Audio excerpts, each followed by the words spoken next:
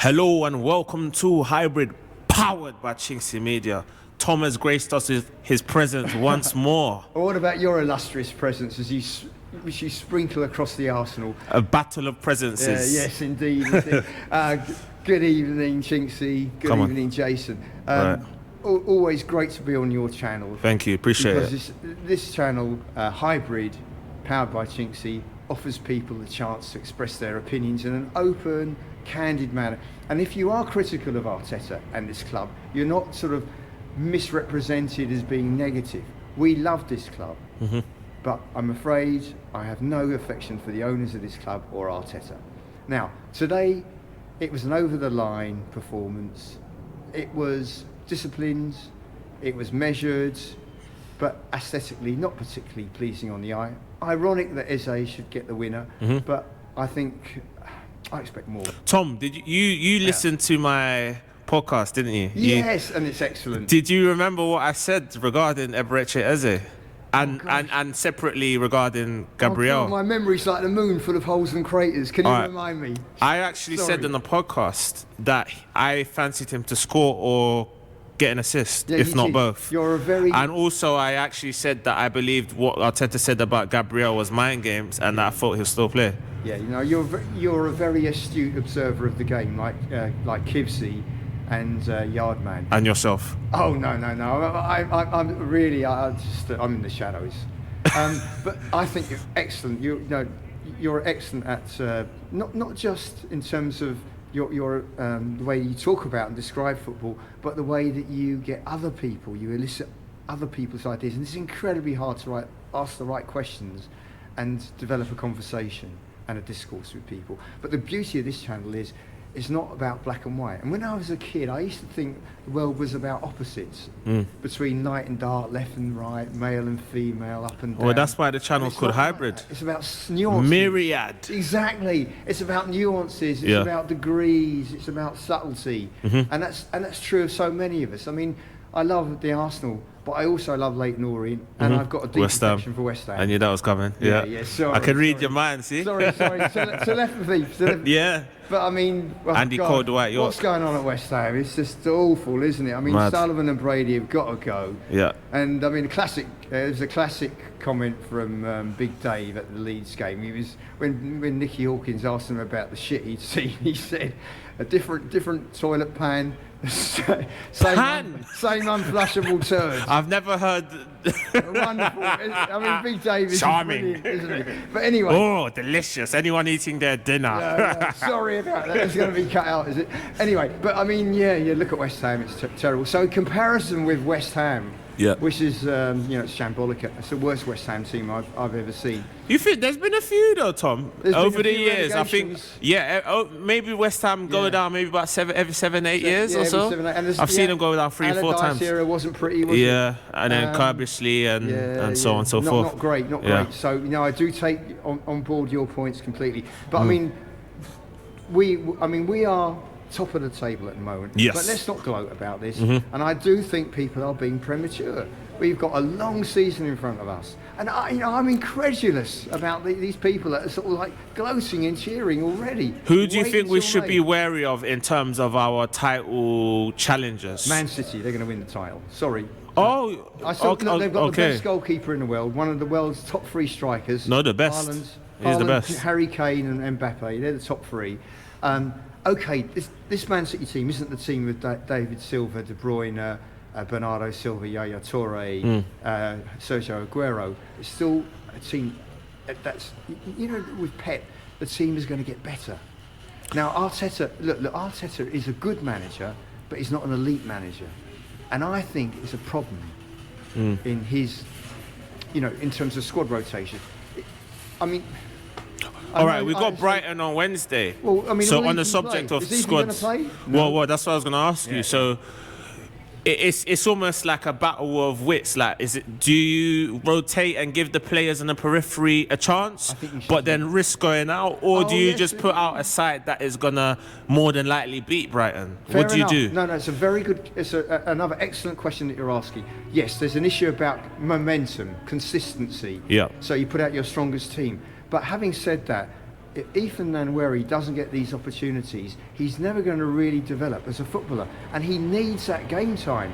And as I said before, drawing the parallel with Ruben Loftus-Cheek. Yeah. Poor old Ruben Loftus-Cheek, he got loaned out to Crystal Palace and Fulham. He's 29, by the way. 29 now, yeah. And he's now at Milan, but he's doing really well at Milan, although he's had injury problems. Yeah. Now, I know we're talking about he's 10 years older than Ethan, roughly. But if Ethan doesn't get that game time, he's never going to develop into the world-class player that I believe he can be. So, yeah, I'd love to see him play as a 10. Eze could go out wide on the left. Do you think that team... And they could they can exchange positions anyway. Do you think a team involving Nwaneri as a 10 is disrespectful to Brighton? Can that effectively knock them, beat Brighton, considering how good a side they are? Well, I mean, I don't think so, because we're talking about someone who, I mean, look at his range of attacking virtues, his creativity, but he's also disciplined enough to work within the context of the team. You know, he understands the need for the collective framework, doesn't he? Yeah. You know, because the thing is that creativity of the individual only really comes to the surface when you work within that collective. And I mean, you know, although I don't like Arteta as a manager, I do acknowledge the fact that he does instill that sense of the team ethic, and I think where I think Arteta is quite good, and I say this through grudging teeth, and it's really hard for me to begrudgingly, say this, very much so, because I can't stand the bloke, is that he is, I think he inspires a lot of reverence, and he's good at building a kind of team ethic in the dressing room. I love this ethic they all we get have. on well with each other. You can see that. You know, when Gokari scored, they all came over to him. Yeah. Now, you wouldn't see that at Chelsea, would you? I was actually looking out for that because, you know, I observe people's... You're very perceptive and you've got a probing eye. So obviously, I've noticed that Gyökeres, while on the pitch, he doesn't really talk and communicate with people. He made that point. So I was thinking, all right, he's scored now. Are they going to go towards him? And they did. So it just shows that Gyökeres is just focused on the job at hand, but off the pitch he's just a normal person kind of thing. And I think that Arteta's good and at gets along with them, building a tight kind of team spirit, and a kind of relationships on and off the pitch, which is important. Because they'll need that solidarity and camaraderie. That's what I'm saying. This is a long season, so I cannot fathom out why people are talking about this season as if we've won the title already. It's a long, tough season. Yeah, we've been here loads of times before, haven't we? When we've led the table, especially at Christmas, and just don't win it. Isn't there? So, is it going to be the third nearly season in a row? Well, would you class last season as a nearly season? What, in terms of the league? Yeah, nearly season, second place. How many? Three consecutive seconds? Three consecutive seconds, but I would say the first two were. We were really close. Last season we faded away in March, you know. I think last season we were below par. Yeah. In comparison with the previous. In the league, anyway. And also the quality of the football deteriorated last season. I think it was, you know, I mean, and I do take on board the fact that, you know, our critics will say we are set-piece rovers, and I think we are. I mean, very often the breakthrough goal is a set-piece. Now, okay, that's part of our game plan, isn't it? But I do think we need to offer more than that, and we will have to sustain a challenge. It's going to get tougher as the weather gets colder. You get more injuries, matches start to accumulate. But you know, hopefully I'm wrong. Can I pose a scenario to you? So you've obviously, is it fair to say you've dismissed Liverpool as title hopefuls at this stage? At this juncture, yeah. I mean, the Galactico policy has never really worked at Liverpool. Right. So in the sense that Man City take on Liverpool in a few weeks, one of those will drop points, if not both. So I pose this scenario: your favourites for the title are Man City. Yes. What if Liverpool were to beat Man City? Would you remain confidence that Man City are favourites? Herculean task for them at the moment. I mean, Kirkers, he doesn't look. He's out of his depth. He's out of his depth, absolutely. Yeah. And he's not really to replace. He's not a replacement. Have you seen the way Virgil van Dijk looked at him? He's not, withering might be the term I use. But yeah, and Virgil's getting older now. Mo Salah's getting. I mean, they're good players, but the pace. I think there's a lack of pace now in that team, particularly in defence, and maybe. But I think some of the other players, particularly Wirtz, he's not fitted in to the system. Have you seen the kind of composition of the attacking players they put out yesterday? They just threw the kitchen sink. It's like Arne Slot is almost arrogant in a sense that you ignore just through caution.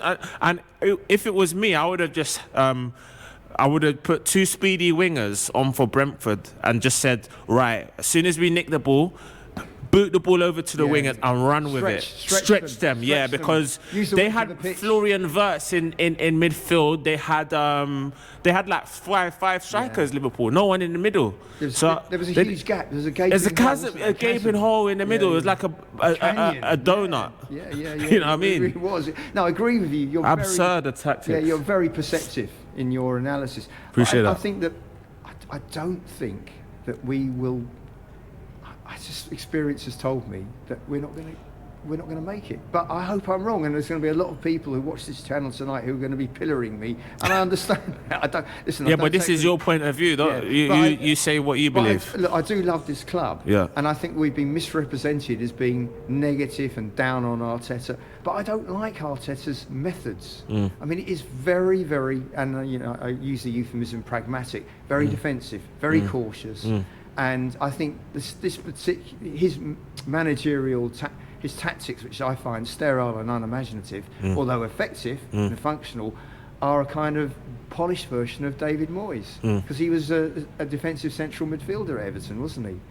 And so this team is in his image. You know, it's crazy how he evolved as a player. He started off as a winger when he was at Rangers. Yeah, he was at the Hunt. He was a right winger, yeah. At Ibrox. Sectarian orange team that they are. Struggling. Oh, by the way, you reminded me. I'm sure you're aware of what's going on in Scotland, right? Well, done in the league. Yeah. Heart of Midlothian, top, aren't they? So 8 points clear, firm, isn't it? But is it though? So Tom, long way to go. Well, they still got to play Celtic another 3 times. My own petard, wasn't I? There. So how much of a buffer do they need for you to say, oh, wait a minute, they're probably going to win it because they're unbeaten. I think they've only drawn 1 game and won the rest. Yeah. Well, and they've got another 2 games next week. I believe Celtic don't play on the weekend. I'm not sure. I mean, that's the thing about football. It allows for all sorts of permutations and heroic escapades. That's why we love the game. But cheers. I do think that I just would welcome a break from the old firm in Scotland. The change. I've seen this a few times before. I think 20 years ago, Hearts and Dundee United were. What 20 years ago one? Was it? No. No, there was a time 20 years ago. Hearts led the league. They were unbeaten for a long time and they fell away. Yeah. Last season, Aberdeen started really well, but they fell away. Well, Aberdeen are really the only team that have broken the old firm. Old firm, Alex, that was a long time ago. Back to the 80s. Yeah. What a great manager he is. Yeah. And of course, Arteta is never going to be in that kind of ranking along with Sir Alex. As somebody who doesn't believe in titles, there are a few people who are actually worthy of a knighthood, and that is Sir Alex Ferguson. Sir Alex Ferguson, yeah, definitely. Yeah. But I just don't have any. I think at the moment we've got to be so careful. I mean, we've got to guard against complacency. But Arteta is doing the job at the moment. But it is very, very workmanlike, very routine, and joyless in my opinion. I think it's gone under the radar. I think we're on. Is it 8-game winning streak? Certainly 7. Yeah, and we have. And we could get to 10 three goals all season, and that's in 12, 13 games. So it's basically the George Graham formulation. But remember, that's what I was going to ask you when you were saying about the sterile pedestrian football and the kind of defensive. Would you want to kind of lose that, but concede more goals, but play more? Play like West Ham in their heyday. So-called more, that kind of, or what Liverpool are doing. Yeah. Or would you take this and if it just means we get that monkey off our back and finally win this elusive title, and then maybe go from there and adapt the style? What a question. Yeah, I mean, there are all sorts of caveats around that. Yeah. If it meant that this was just a kind of a springboard or a point of departure to better football in the future. But I think as long as he's in charge, we're not going to see any kind of expansive, flowing, flamboyant expression. We're not going to see... I like the way he said he's. Yeah, sorry. But I hope we win the title, but I'm not sure. And I also hope West Ham avoid being relegated, because that's absolutely awful. I think one of the things will certainly happen. I think we win this title, Tom. I think we've got it. Well, if we do, I'll be pleased. But here's the paradox: if we win it, I mean, Arteta's going to remain at the club. See you at the parade. Thanks for watching this video, guys. Don't forget to like, comment, share and subscribe, and click this link just above Tom's head before watching another one of our viral videos. Thank you very only much. on Hybrid, powered by Watch chinkseyMEDIA. Hybrid, please.